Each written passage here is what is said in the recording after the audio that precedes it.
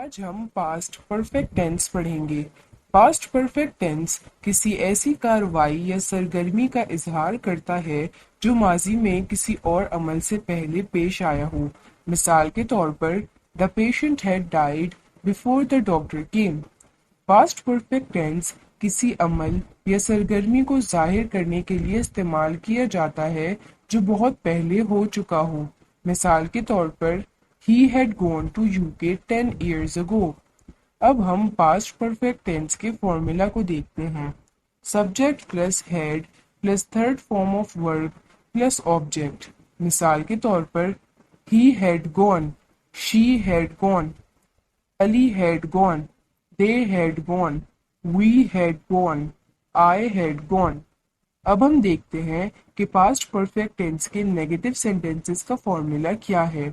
Subject plus had plus not plus third form of verb plus object.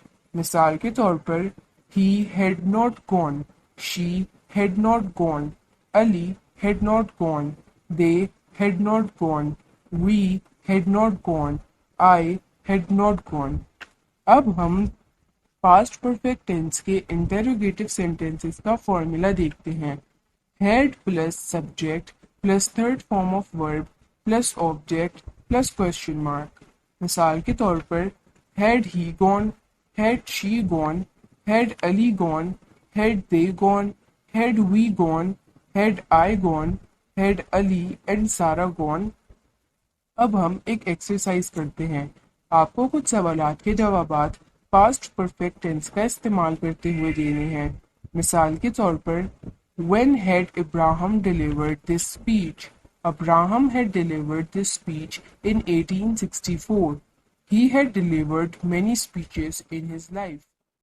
दूसरा सवाल है Who had written the novel Pride and Prejudice? अब आपको इस सवाल का जवाब पास्ट परफेक्ट टेंस का इस्तेमाल करते हुए देना है।